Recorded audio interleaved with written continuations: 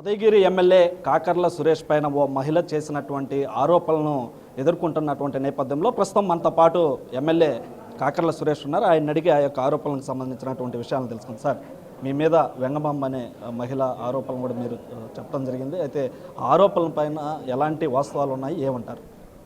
ఇప్పుడు దాకా అదే చెప్పాను నేను. ప్రెస్ మీట్ అయిపోయింది, తర్వాత కూడా చాలామందికి చెప్పడం జరిగింది.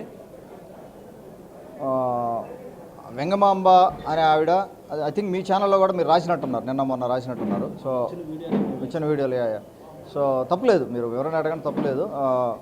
ఆ వెంగమాంబ గారు మాకు మామూలుగా ఎలక్షన్ క్యాంపెయిన్లో దాదాపుగా ఒక 80 మంది మహిళలు పనిచేసి ఉంటారు. ఎలక్షన్ క్యాంపెయిన్లో ఇది టికెట్ వచ్చాక కానీ అంత ముందు కానీ మన ట్రస్ట్లో కానీ మా ఫ్రెండ్స్ కూతుర్లు ఉన్నారు, తర్వాత మా బంధువుల పిల్లలు కొంతమంది ఉన్నారు, రిమోట్గా పనిచేస్తుంటారు.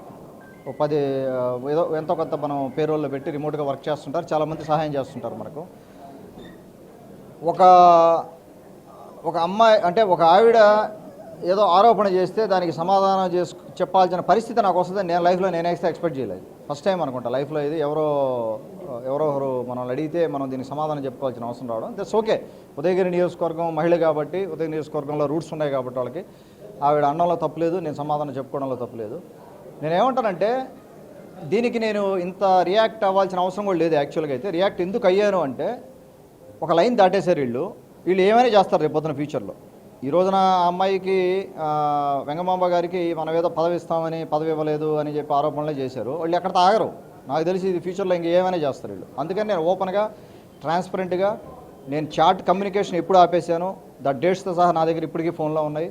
డిపార్ట్మెంట్కి ఇస్తానని, అక్కడ ప్రెస్ వాళ్ళు కూడా ఉండొచ్చు, ఇబ్బంది లేదు. మొత్తం నేను ఏదన్నా చాట్ చేసున్నా కూడా ఆ చాట్ కూడా చదువుకోవచ్చు హ్యాపీగా.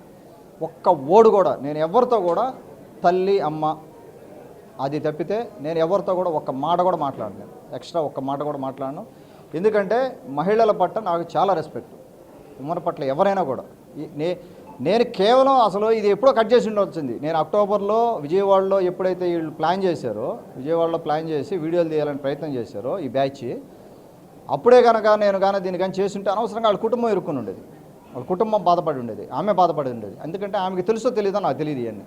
ఆమె చుట్టూ ఇంత కాన్స్పిరసీ నడుస్తున్నట్టు ఆమెకు తెలుసుండకపోవచ్చు కూడా. మరి తెలిసి చేస్తే దానికి ఇంకా నేను చేయగలిగింది ఏమీ లేదు.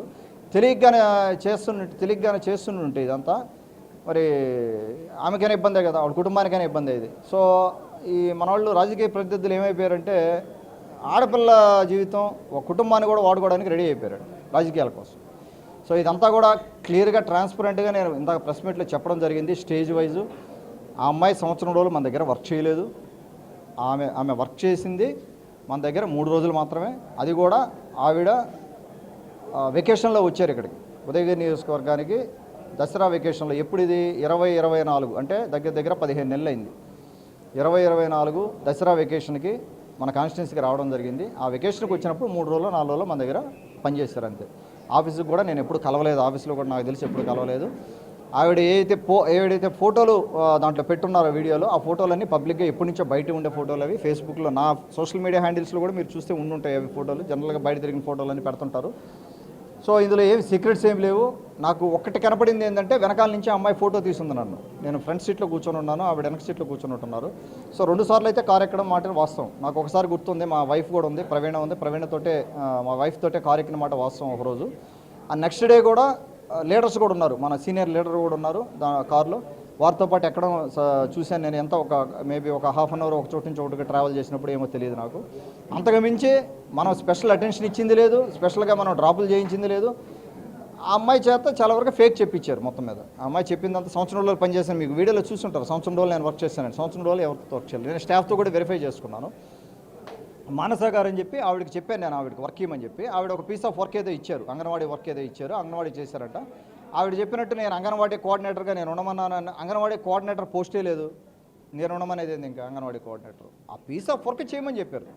అంగన్వాడీ సెంటర్స్కి వెళ్ళి విజిట్ చేసి ఒక లిస్ట్ రాసుకురామ్మా, వాలంటీర్ వర్క్ అది, ఒక లిస్ట్ రాసుకురామ్మా అని చెప్పుకుంటారు అంతే. ఆ వర్క్ చేసుకొని ఇచ్చింది అంతే. అది కూడా పూర్తి చేశారో లేదో నాకు తెలియదు, ఒక ఎక్సెల్ షీట్లో. అంతేగాని అంగన్వాడీ కోఆర్డినేటర్ అసలు పోస్టే లేని పోస్టులు నేనే అడిచాను. తర్వాత 2029లో ఎమ్మెల్యే చేస్తాను. ఈ ఆరోపణల వెనక మీ పార్టీకి సంబంధించినటువంటి నేతలు ఉన్నారని చెప్తున్నారు. ఆ నేతలు ఎవరు, వాళ్ళకి దీనివల్ల వచ్చేటువంటి నేతల పేర్లు చెప్తే నేను లీగల్గా వెళ్ళలేనుగా. నేను డిపార్ట్మెంట్ పరంగా లీగల్గా వెళ్ళానుగా, చట్టపరంగా నేను వెళ్ళానుగా, నేతల పేర్లు చెప్తే అందుకని చెప్పట్లా నేను. అంటే మీ మీద నాకు చేపించాల్సి రాజకీయ కొత్తగా వచ్చి ఏం తెలియదు అనుకుంటాం. నాకు అన్నీ తెలుసు, ఇవన్నీ తెలుసు. మొత్తం దోలు తెచ్చే కార్యక్రమం ఉంది ఫ్యూచర్లో. అంటే ఆ ఆరోపణలు చేపించేటువంటి వెనుకున్నటువంటి వ్యక్తులకి వచ్చేటువంటి ప్రయోజనం ఏంటి, అసలు ఎందుకు చేపిస్తున్నారు అసలు? ఎవరు ఆ ఆరోపణలు వెనక మీ పార్టీకి సంబంధించినటువంటి నేతలు ఉన్నారని చెప్తున్నారు, వాళ్ళకి వచ్చేటువంటి ప్రయోజనం ఏమిటి అన్న? ఎదరపట్టట్లే వాళ్ళకి, ఎదరపట్టట్లే. ఎక్కడి నుంచో వచ్చాడు, 2 ఏళ్ళు ఉన్నాడు కాన్స్టిట్యున్సీలో, 2 ఏళ్ళు సర్వీస్ చేశాడు, ఎమ్మెల్యే అయిపోయాడు. ఇంకా డెవలప్మెంట్ వర్క్ చేసుకుంటే ఎప్పుడు పొద్దులస్తమానం జనాల్లో ఉంటున్నాడు. వాళ్ళ బాధ అదే. పొద్దుస్తమానం ఈడేంద్ర పొద్దుస్తమానం జనాల్లో ఉంటాడు, ఎటు బాడీడు, వీళ్ళ బాధ అదే. సో జనాల్లోకి వెళ్ళిపోతున్నాడు, డెవలప్ అవుతున్నాడు, వాడికి తోచిన సహాయం వాడు చేసుకుంటూ వెళ్తున్నాడు. లేకపోతే డెవలప్మెంట్ వర్క్ చేస్తున్నారు, ఏదో ముందుకు వెళ్ళిపోతున్నాడు, బలపడిపోతున్నాడు. ఏడుపు అంతా ఇది. ఆ ఏడుపు మీ పార్టీ నేతలే మిమ్మల్ని డ్యామేజ్ చేసే పరిస్థితి ఉన్నప్పుడు మీకు భవిష్యత్తులో రాజకీయ ఇబ్బందులు ఎదుర్కొనేటువంటి వాతావరణం ఉంటుంది కదా, దీనిపైన అధిష్టానాన్ని దగ్గరికి ఎందుకు తీసుకెళ్ళలేదు? ఏం ఇబ్బంది ఉండదండి, ఏం ఇబ్బంది ఉండదు. ఫైనల్గా అల్టిమేట్గా 2029 ఎలక్షన్స్లో, రేపు రాబోయే లోకల్ బాడీ ఎలక్షన్స్లో ప్రజలు ఓటేయాలి. ప్రజలు తిరస్కరిస్తే నేను కాదు కదా ఎవరు పెద్ద ఎవరు కూడా ఏం చేయగలిగింది ఏమీ లేదు ఇక్కడ. నన్ను నేను ప్రూవ్ చేసుకోవాలి. నేను చేసే సేవ నేను చేస్తుంటాను, నేను చేసే కార్యక్రమాలు నేను చేస్తుంటాను. అల్టిమేట్గా ఎవరు ఈ తొప్పాసుగాళ్ళుగా ఈ పనికి మాలిన వాళ్ళందరూ కాదుగా నన్ను గెలిపించేది. రేపొద్దున గెలిపించేది జనాలు, మా నాయకులు, మా కార్యకర్తలు. కలగత్తలు పడం మెండుగా ఉంది ఉదయగిరి నియోజకవర్గంలో. అక్కడ గ్రూపులు లేవు. ఒక 10 మంది ఏదో వీళ్ళు కలిసి ఏదో గ్రూప్ అనుకుంటున్నారు. అక్కడ ఉదయగిరి నియోజకవర్గంలో అసలు తెలుగుదేశం పార్టీలో గ్రూపులు లేవు. తెలుగుదేశం పార్టీ అంతే, తెలుగుదేశం పార్టీ గ్రూప్ అంతే, తెలుగుదేశం పార్టీ గ్రూప్ అది. అందులో గ్రూపులు ఎక్కడా లేవు.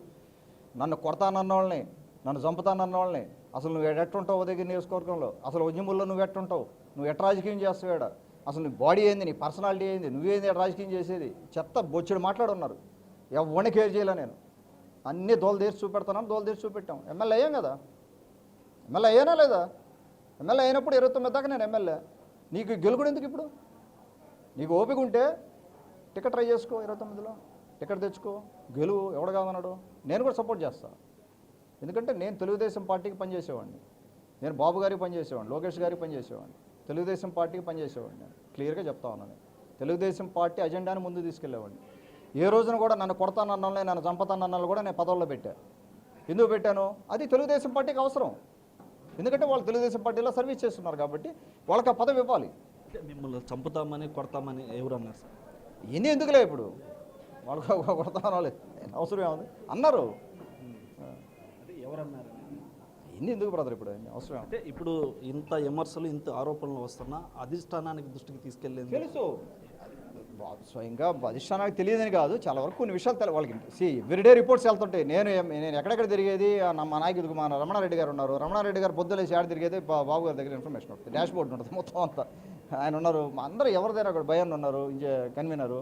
భయన్ గారు ఏం చేసేది ఉదయం లేసి మొత్తం ఇన్ఫర్మేషన్ ఉంది, సర్వేలు ఉంటాయి, బోల్డ్ అయిన సర్వేలు వెళ్తుంటాయి. సార్కి అన్నీ తెలుసు. కాకపోతే ఇక్కడ ఏమైందంటే గౌరవ ముఖ్యమంత్రి గారు కానీ, అలాగే మన మంత్రివర్యులు లోకేష్ బాబు గారు కానీ, యువనేత ఉప ముఖ్యమంత్రి పవన్ కళ్యాణ్ గారు కానీ వాళ్ళు చాకరీ చేస్తున్నారు. వాళ్ళు ఉదయం లేసి వాళ్ళు చాకరీ చేస్తున్నారు. ఆంధ్ర రాష్ట్రాన్ని డెవలప్ చేసుకోవాలి, రాజకీయాలన్నీ పక్కన పెట్టుకొని కలిసి పనిచేసుకోవాలి, రాజకీయంగా ముందుకెళ్ళాలి, ఆంధ్ర రాష్ట్రాన్ని ముందుకు తీసుకెళ్ళాలి, ఎన్నో కార్యక్రమాలు చేసుకుంటూ తిరుగుతున్నారు. వాళ్ళకి టైం ఉండాలి కదా. 1 నిమిషం 2 నిమిషాలు అనేది ఇది ఎవరు ఫోకస్ చేస్తారు? ఆయనకి 175 నియోజకవర్గాలు. ఇవన్నీ నా యుద్ధం నేను చేస్తాను, నా పని నేను చేస్తాను. సార్ దృష్టికి డెఫినెట్గా తీసుకెళ్తాను. ఈ ఇన్ఫర్మేషన్ అంతా కూడా మొత్తం గ్యాదర్ చేస్తున్నాను, తీసుకెళ్ళి సార్ దృష్టిలో పెడతాను, గౌరవ ముఖ్యమంత్రి బాబు గారి దృష్టిలో పెడతాను, లోకేష్ గారి దృష్టికి తీసుకెళ్తాను, అలాగే పవన్ కళ్యాణ్ గారి దృష్టికి కూడా తీసుకెళ్తాను. ఈ విధంగా ఫైనల్గా మీ మీద వస్తున్నటువంటి ఆరోపణలకు సంబంధించి ఆరోపణలు చేస్తున్నటువంటి వారు కావచ్చు, విమర్శలు చేస్తున్నటువంటి వారికి ఎలాంటి సమాధానం చెప్తారు? నేనేమంటానంటే, ఇప్పుడు నా మీద ఆరోపణలు చేసింది మహిళ కాబట్టి ఆవిడకి చెప్పేది ఇదే. నేను ఆవిడకి, తల్లి నువ్వు జాగ్రత్తగా ఉండమ్మా, నీ చుట్టూ కాన్స్పిరసీ నడుస్తూ ఉంది. నాకు నువ్వు కానీ మీ కుటుంబం కానీ కూడా ఇంపార్టెంటే నాకు. మీరు జాగ్రత్తగా ఉండండి. అనవసరంగా మీ చుట్టూ ఈ కాన్స్పిరసీ చేసి మిమ్మల్ని అందరినీ ఇరికిస్తున్నారు దీనివల్ల మీకు ఒరేది మీరు అనవసరంగా మీరే అబాస్ పాలవుతారు. నాకు పోయేది ఏమీ లేదు. నా క్లారిటీ నేను ఇస్తాను, నాకు పోయేది ఏమీ లేదు. అనవసరంగా మీరే కుటుంబం అనవసరంగా ఇప్పుడు అంతా తెలిసింది కదా దేశం అంతా.